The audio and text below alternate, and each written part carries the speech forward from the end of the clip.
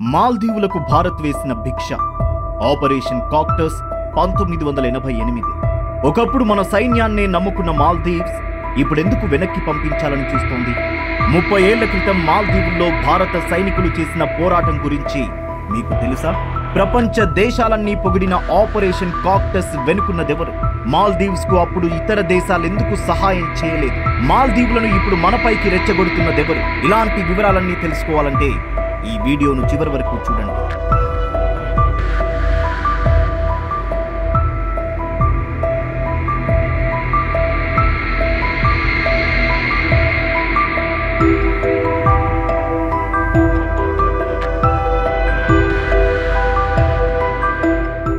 లక్షద్వీప్ పర్యటన అనంతరం మన ప్రధాని మోడీపై మాల్దీవుల మంత్రులు చేసిన వ్యాఖ్యలతో ఇరు దేశాల మధ్య నెలకొన్న దౌత్య సంబంధాలు దెబ్బతిన్నాయి. మాల్దీవుల్లో ఉన్న భారత సైన్యాన్ని మార్చి 15లోగా వెనక్కి పిలిపించుకోవాలని అక్కడి ప్రభుత్వం ఆదేశించింది. ఇప్పుడు ఆ దేశానికి మన సైన్యం అవసరం లేదన్నట్టు ప్రవర్తిస్తున్నది. కానీ ఒకప్పుడు మన సైన్యం లేకుంటే మాల్దీవులు ఏమైపోయేవో, అక్కడ చెలరేగిన తిరుగుబాటుకు ఎంతమంది బలైపోయేవారో. మన సైన్యం ఆపరేషన్ కాక్టస్ చేపట్టకపోతే, తిరుగుబాటు ముష్కరులను అణిచివేయకపోతే ఏం జరిగి ఉండేదో. ఆపరేషన్ కాక్టస్ మాల్దీవుల ప్రభుత్వానికి ఒక పునర్జన్మ లాంటిదని మరిచిపోయింది ఆ దేశం. దాదాపు 30 ఏళ్ల క్రితం జరిగిన సంఘటన ఇది.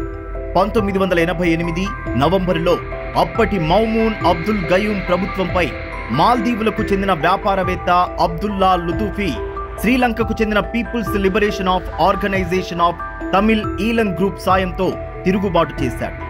నవంబర్ 3 తెల్లవారుజామున 80 మంది కిరాయి సైన్యంతో శ్రీలంకకు చెందిన వాణిజ్య నౌకను హైజాక్ చేసి మాలే చేరుకుని మాల్దీవుల్లో బీభత్సం సృష్టించారు. వీధుల్లో కాల్పులు జరుపుతూ పలువురు మంత్రులు, పౌరులను బందీలుగా చేసుకుని పోర్టులు, రేడియో స్టేషన్లను తమ ఆధీనంలోకి తీసుకున్నారు. గతంలోనూ అక్కడ 2 సార్లు ఇలాంటి తిరుగుబాట్లు జరిగాయి. కానీ ఇంత తీవ్ర స్థాయిలో లేవు. సాయం కోసం దేశాధ్యక్షుడు గయూమ్ శ్రీలంక, పాకిస్తాన్, సింగపూర్లను అభ్యర్థించినా ఆ దేశాలు నిరాకరించాయి. దీంతో గయూమ్ భారత్ సాయం కోరారు. అప్పటి ప్రధాని రాజీవ్ గాంధీ వెంటనే అత్యవసర సమావేశం ఏర్పాటు చేసి మరీ మన సైన్యాన్ని మాల్దీవులకు పంపించారు. దీనికే ఆపరేషన్ కాక్టస్ అని కోడ్ నేమ్ పెట్టారు. బ్రిగేడియర్ ఫారూక్ బల్సారా నేతృత్వంలో శ్రీలంక ముష్కరులతో భారత సైన్యం భీకర పోరు చేసింది. 17 మంది దుండగులను హతమార్చింది. మన కమాండోల దెబ్బకు తోక ముడిచి పారిపోతున్న వారిలో కొందరిని భారత నౌకాదళం ప్రాణాలతో పట్టుకోగలిగారు. అయితే ఈ తిరుగుబాటు వెనుక మాల్దీవుల మాజీ అధ్యక్షుడు ఇబ్రహీం నజీర్ ఉన్నట్లు ఆరోపణలు వచ్చాయి. కానీ మాల్దీవుల స్వాతంత్ర్యం కోసం ఆయన చేసిన కృషిని పరిగణలోకి తీసుకుని అధ్యక్షుడు గయూమ్ క్షమాభిక్ష పెట్టారు. ఈ ఆపరేషన్ తర్వాత భారత్, మాల్దీవుల మధ్య బంధం మరింత బలోపేతమైంది. ఈ క్రమంలోనే భారత్కు చెందిన దాదాపు 70 మందితో కూడిన సైన్యం ప్రస్తుతం అక్కడ విధులు నిర్వర్తిస్తోంది.